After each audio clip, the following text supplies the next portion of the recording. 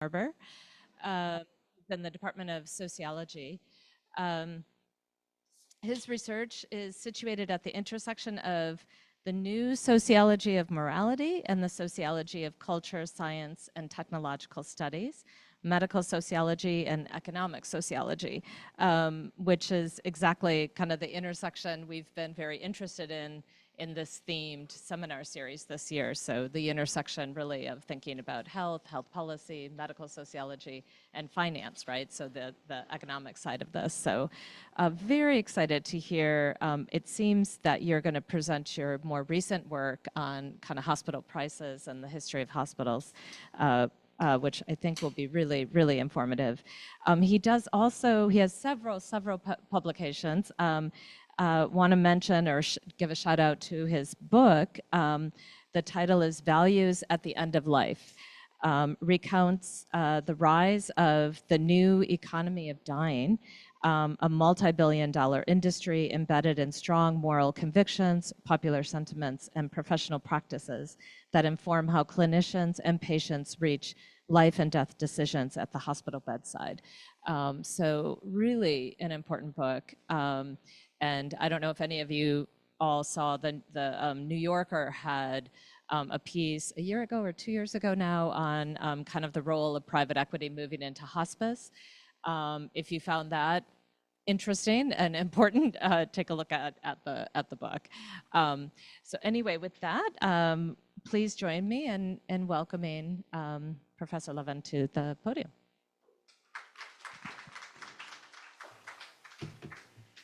Yeah. Is this working? Yeah. So thanks very much, Colleen, for the introduction, and thank you, Colleen and Josh, who couldn't be with us, for inviting me. I'm honored and proud to be here, and I'm humbled by the other names on your speakers list this year. And special thanks to Keith Brown for doing the immense administrative legwork that made this happen.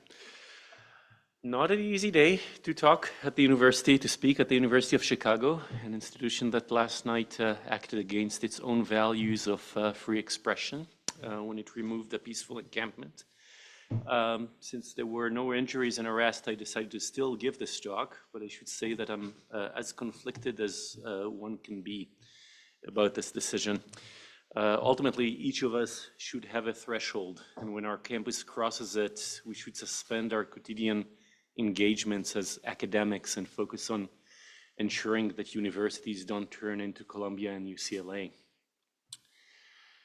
The topic of the series, as Colleen said, the financialization of healthcare is obviously very dear to my heart.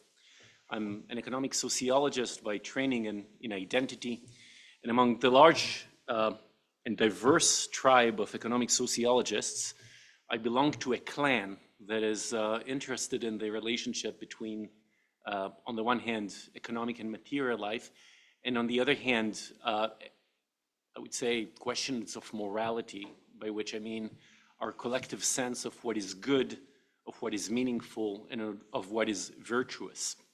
And when it comes to health policy, we have a lot of critical scholarship about the corporate health economy in the US, how financial interests affect healthcare delivery, medical practice, and of course, access to healthcare. And I want to combine the scholarship about healthcare finance and its implications with a critical look on morality, namely with the idea that the ways we as a society define certain behaviors, lifestyles, and people as good and virtuous, and other behaviors, lifestyle, and people as bad and corrupt, involves social power.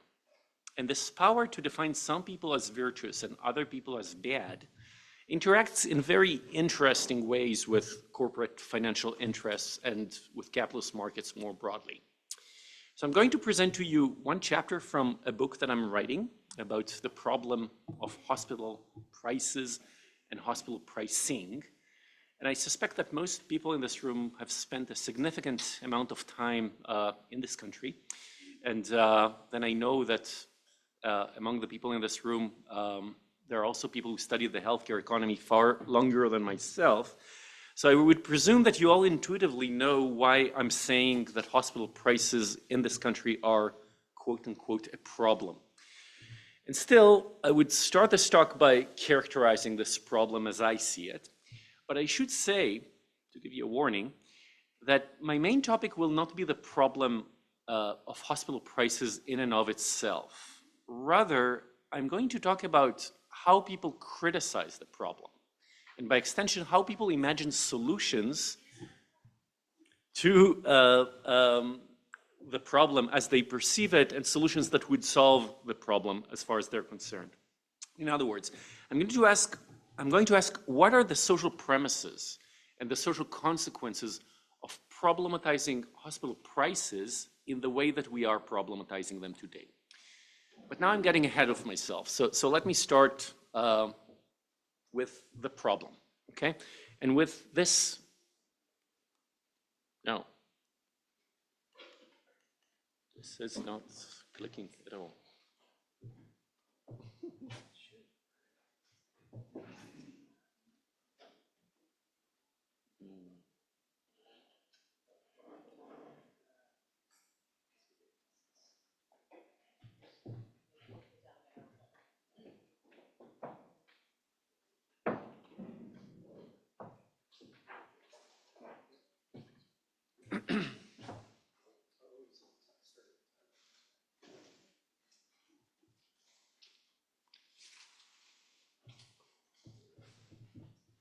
Wonderful. Okay, thank you. So again, talking about why are hospital prices in the US problematic? So I'm going to start with this man, okay?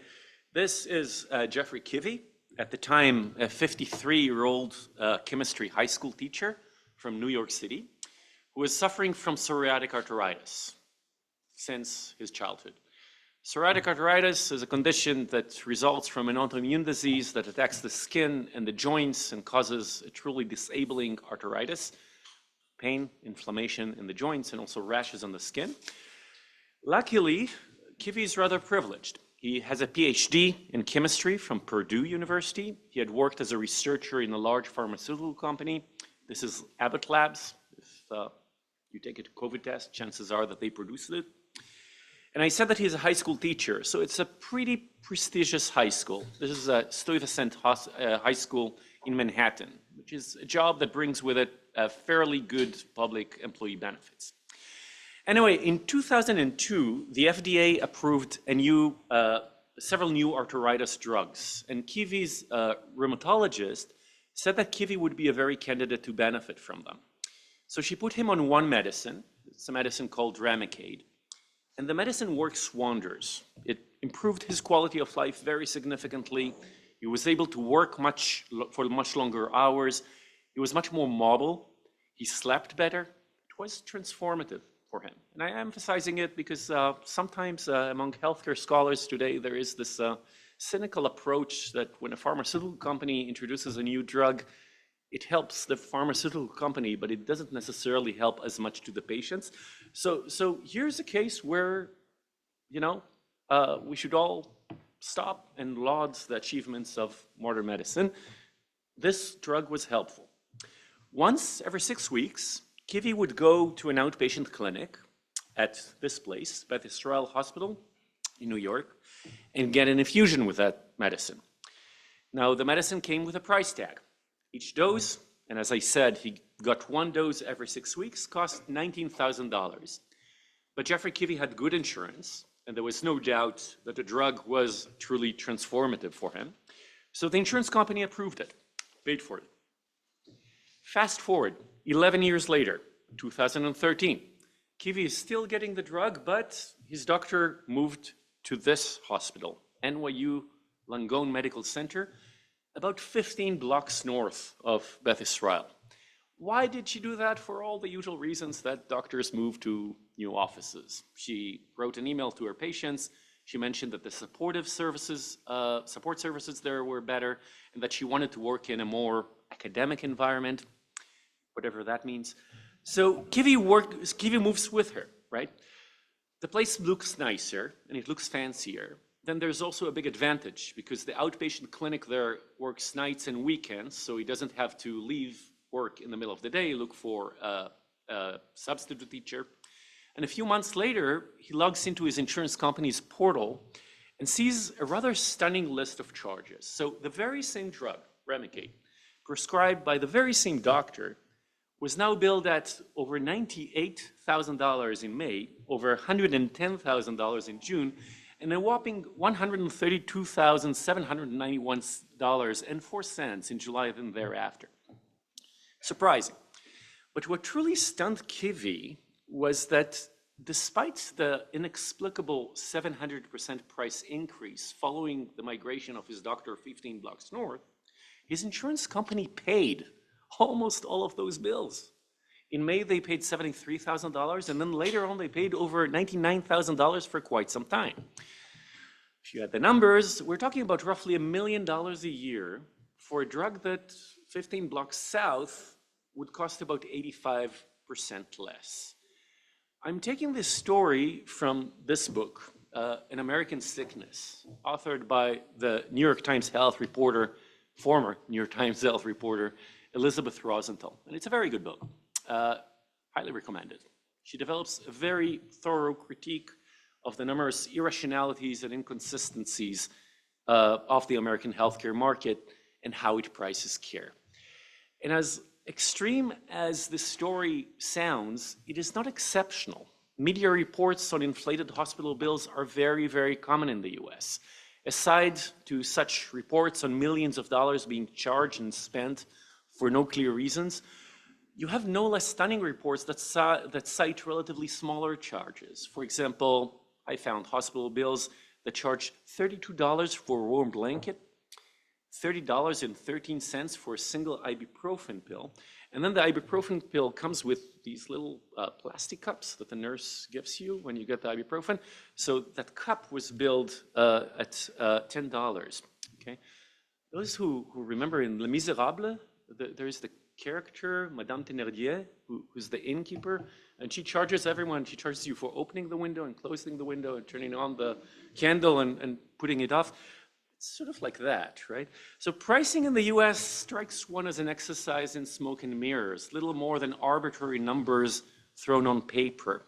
And if these numbers are indeed arbitrary, the impact that they leave on patients and their households, as well as on the American health economy at large, is massive. Remember that the #1 cause for personal bankruptcy in this country has been medical bills. Remember that over 17% of the American GDP is being spent on healthcare. The conventional wisdom has been that the American economy spends so much on healthcare because of overutilization and overtreatment, because American medicine treats too much and too aggressively, even when it doesn't need to do so. But what if much of the problem is not because doctors provide too much care, but because of how the care that they provide is being priced? Now, in 2019, 4 economists who put together a tremendous data set, it covered more than a quarter of the people in the country with employer-sponsored health insurance. They found that for the privately insured, only half of the spending variation was driven by how much care was provided, okay? And the other half was driven by variation in pricing. Okay? Stop to appreciate how extreme this finding is, okay? You see hospital bills, hospital charges, half of the variation of what hospitals charge can be explained by how much care is provided, and the other half by how it is priced. Extreme finding, but it sort of makes sense when you look at cases such as Kivi, right? 700% increase. Given that more than 17% of the GDP is being consumed by healthcare, one wonders, we've all been talking about the cost crisis in the US healthcare today, Should we not be talking about a pricing crisis? Now, this is the problem, okay? And the project that I'm going to talk to you about today focuses on hospital pricing in the US, and it begins at this point, this general consensus that we have in the country that US hospitals price care in a problematic, in a destructive, and in a morally illegitimate way. But in the chapter that I'm going to present to you today, I'm emphasizing it again because in the past, I haven't given this talk much, but the two times that I've given it, I lost people here, okay? So let me emphasize it. I'm not asking a question about the prices, okay? For example, I'm not asking why did Langone bill 700% more than Beth Israel, or I'm not asking why did the insurance company pay. These are very good questions. If you want, we can talk about them in the Q&A, okay? But I'm trying to do something different here, okay? I'm basically adopting a sociology of critique approach. And I'm asking a question about the consensus that we have, namely the consensus that there is a problem in how American hospitals price care. What makes people consider a price problematic and illegitimate? When do we think that a certain price is illegitimate? When do we think that it's problematic? This phenomenological question is informed by a certain view of prices. Unlike what traditional economistic analysis would stress, prices are not just an outcome of a technical intersection between aggregate supply and aggregate demand. Instead, prices have a moral value. Prices can be fair and unfair. They can be legitimate and illegitimate.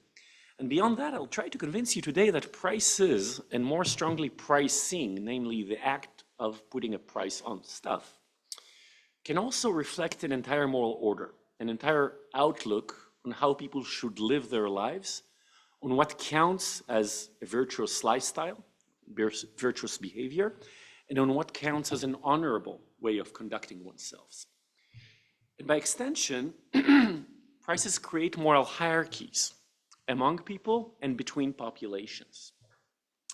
In a chapter that I'm not going to present to you today, I classify several different sets of criticisms that people in the US, and particularly policymakers, have made toward the way American hospitals price care.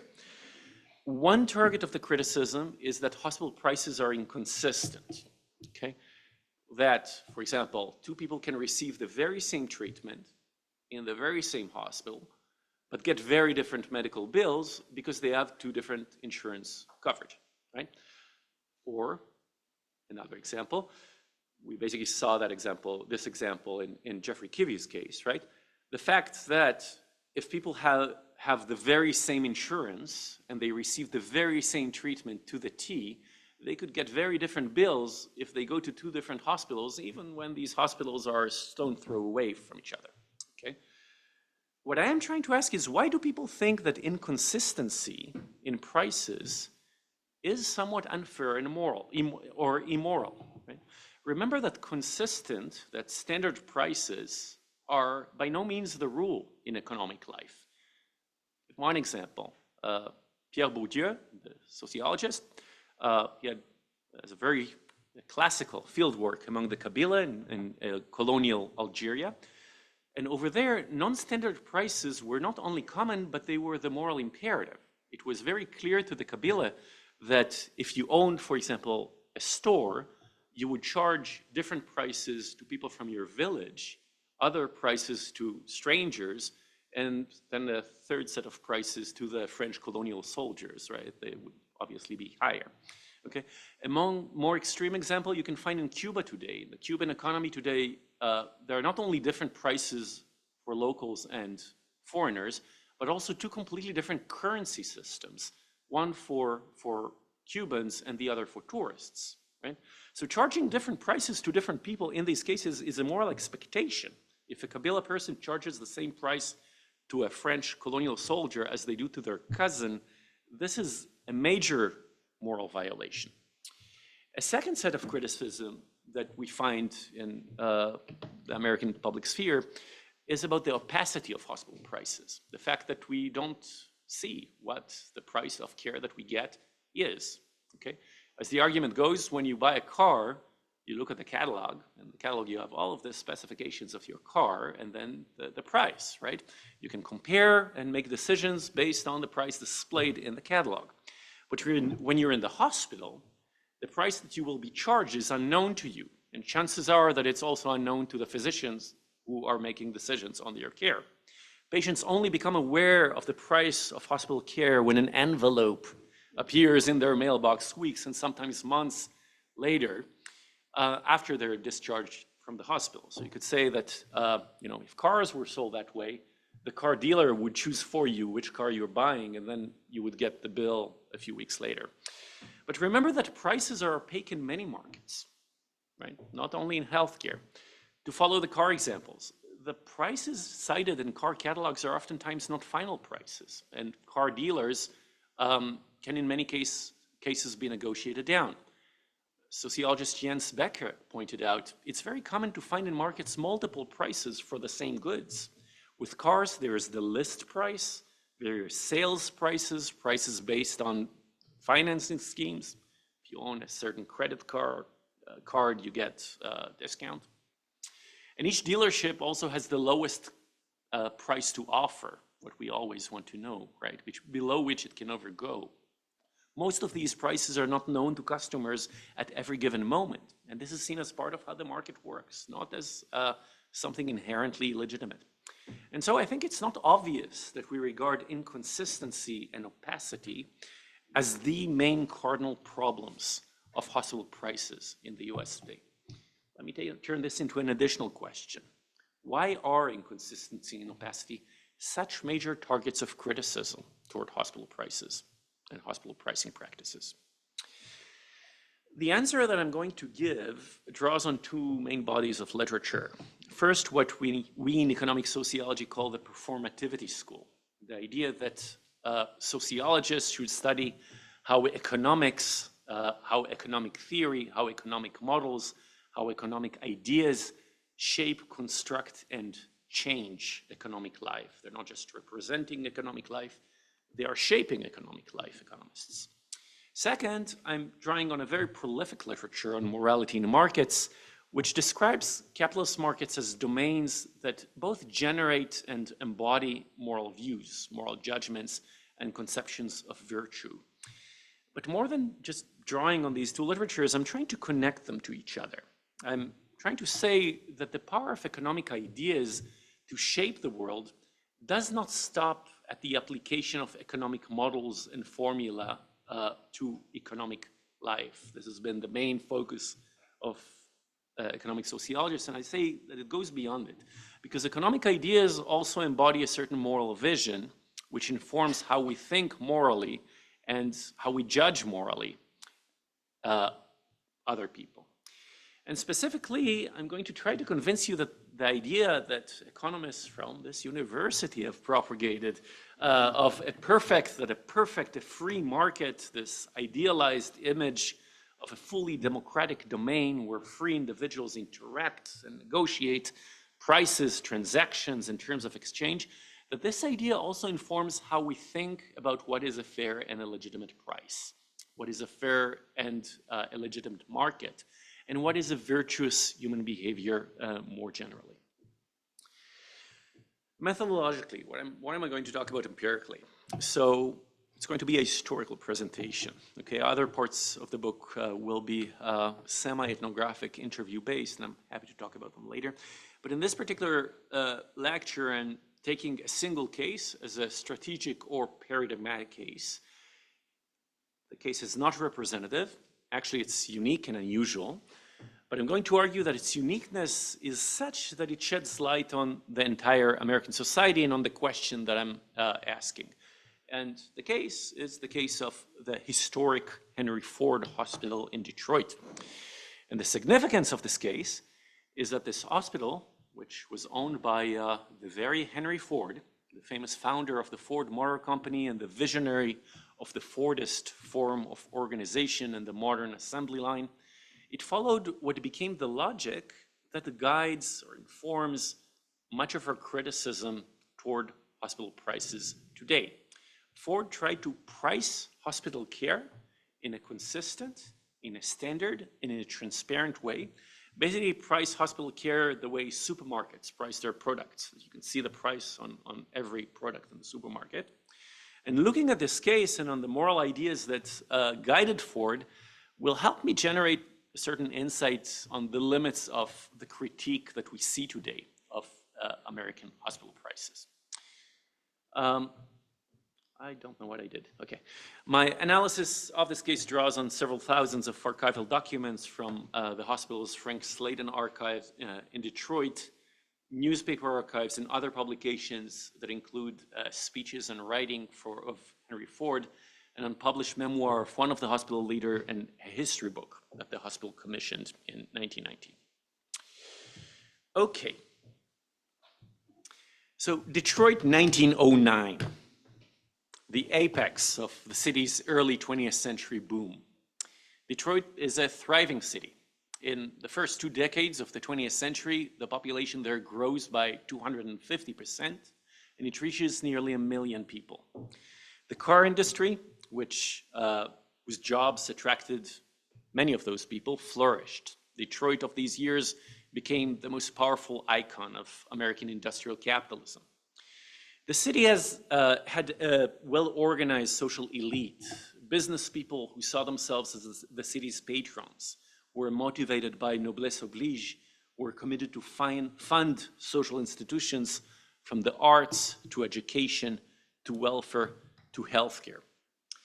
In 1909, several people in this group, Henry Ford among them, see him there, announced the founding of the Detroit General Hospital Association.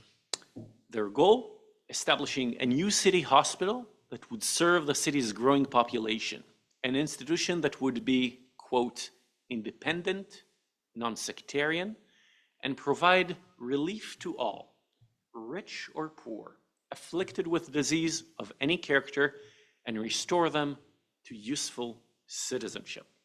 Remember these words, useful citizenship. Several years after the association's establishment, however, it became clear that the project would not take off. It quickly ran out of money. Some of the city's patrons, who promised a lot of donations, didn't deliver the donations. And then in June 1914, Henry Ford took over the project. He dissolved the association, and he committed himself to making the hospital a reality. The project no longer aimed to build, quote unquote, a public city hospital.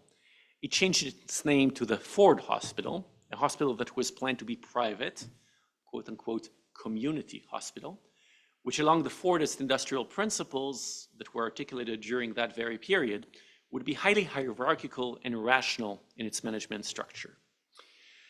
Now, Henry Ford had not planned to own a hospital.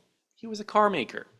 But it's hard to exaggerate how enthusiastic he was when a hospital landed on his lap. In many places, Ford described the hospital as an experiment whose goal was to apply Fordist principles to hospital care and to bring the revolution that Ford had introduced to manufacture into the realm of medicine, to have clear standards, central control, rational bureaucratic management, and a quasi-assembly line system. Concretely, this meant several things. First, the hospital hired its own physicians as salaried employees, which was not a common arrangement in American hospitals, especially during that period. The more common arrangement was that self-employed physician would go to see their patients in the hospital, and the hospital provided basically the room and board, particularly nursing. But in the Ford Hospital, and this was revolutionary, outside physicians were not allowed to treat their patients while the patients were in the hospital. Only the hospital's physician employees were. This was a deliberate move to centralize control in the hospital, along the lines of Ford's industrial vision. Ford explained, "I don't ask every person who wants to build a car to come into my factory and build it. The Ford Motor Company is responsible for the car it makes. Why should not the hospital be responsible for the medical work that is done there?" In terms of the hospital's design, Ford insisted that it be done along the standards of the hotel industry. The hospital had a fashionably decorated lobby. This is the central picture in the left one. I don't know if you guys can see it. It's pretty fashionable. It had a bath in each room, which was really revolutionary then, and it delivered daily newspapers to its patients for free. As the New York Times described it, these were minor services extended to every patient, which recall the attractions offered by the up-to-date innkeeper. But we have come here today to talk about prices and pricing, right? And here, Ford had a very radical vision, which broke with what you found in other American hospitals during the period. Ford instituted standard fees throughout the hospital. It required patients to pay the same charges for every service and treatment, regardless of who they were, meaning regardless of their class and regardless of their ability to pay. And this pricing system was deliberately modeled after retail market transaction. Here's how the system worked. Upon admission, can you see this fine print? Okay, good. No. Upon admission, patients first saw a group of physicians for a predetermined fixed fee. These physicians basically examined them head to toe, and they decided what treatments would benefit the patients after this thorough examination. Then the hospital's finance department used a price list, which was public. You can find in the archive the actual price list. It's a booklet, okay? It included all the procedures that the hospital offered with a dollar amount next to them, basically like a menu in a restaurant. And the finance department generated a price estimate, a range that they believed this would be the cost of the care. And then, once they get the estimate, the patients could choose whether or not to buy the proposed treatment from the Ford hospital or go somewhere else, to another hospital, or go home and hope for the best. But the system of retail-like pricing was not merely technical. It was part of a larger moral vision that Henry Ford promoted very avidly during those years. Here again, what he tried to do in healthcare resonated with what he was trying to do in car manufacturing. In 1914, the same year that he took over the project, the Henry Ford Hospital, Ford famously introduced the $5 a day wage to the Ford Motor Company. And the idea behind the $5 wage, the $5 daily wage, was basically Keynesian. Ford wanted to create a class of workers who would be wealthy enough to buy the cars that he produced, so he can make money. The cars that Ford designed also served this vision. Henry Ford, before Ford, cars were a luxury item, something that only the 1% of the 1%, the richest of the rich, could afford. But the famous Model T transformed the car into something that workers who made $5 a day could buy. The Ford Hospital had the same idea. It offered the most cutting-edge treatments that the medical science could afford for a price that the Fordist working class, the class that made $5 a day, could afford. As the New York Times described it, for very moderate fees, $5 or $10 or $21 a week, all the devices and methods of contemporary medicine are made available. Healthcare was democratized. So this strikes one as a very elegant and straightforward model. What could be more simple and intuitive than a retail hospital which presents its patients with price estimates before they receive care? Maybe some people say here, I wish, our hospitals were like that. Interestingly, in Detroit of the time, the idea was outrageous. The Detroit medical community was furious with Ford and with the physicians that he hired into his hospital. One concern is familiar to every historian of American medicine. Detroit's medical establishment was worried of a potential proletarianization of physicians who, as employees working for a large system, would end up serving as medical assembly line workers. But beyond this general fear of proletarianization, there was also another type of criticism, and I think it's even more interesting. The city's medical establishment regarded standard pricing as a threat to the very moral fabric of society. Why? In the city's private clinics of the time, the pricing system that dominated was the sliding scale. The city's poor paid either little or nothing, and the city's rich paid more. And the higher fees that the city's rich paid covered for the expenses of treating the indigent. Basically, a cross-class patronage within the city. Enters Henry Ford and introduces standard prices for all. The moment he does that, and his hospital is a good hospital, right? He attracts the rich, right, who can receive good care, cutting-edge care in his hospital for standard fees, so lower fees than what they would pay in other clinics. He takes all the rich patients and attracts them to his hospital. The indigent cannot pay his fees because they don't earn $5 a day the way the wealthy working class in Ford factory earns. And the other clinics are, in the city, private clinics are left with the poor patients with no rich people to offset the losses on them. So an entire system of rich people paying for poor people threatened to collapse. Ford, on the other hand, thought of the standard price as a fundamentally moral idea. In 1922, he wrote that his hospital was designed to treat every patient on an equal footing with every other patient. This equality or democracy was an organizational principle for Ford. Richer patients were not allowed to bring their own nurses and doctors into the hospital. Only Henry Ford nurses and doctors were able to practice there, which meant that everybody, rich and poor, received the same quality of treatment, no matter who they were. This is a good time to stop and confront this principle and rhetoric with reality. The Ford Hospital racially segregated its patients until 1960s. And until the 1950s, it had an official hospital policy not to hire African-American medical personnel. The Ford Hospital also had various qualities of rooms and services that different people from different classes could access. And there were corporate executives from all over the Midwest, and in some cases New England, who came to receive special treatment in the Ford Hospital and were treated as VIP by the hospital personnel. So this democratization of healthcare was class specific. It included the Fordist working class, but it excluded many others, and within the people that it included, it hierarchized.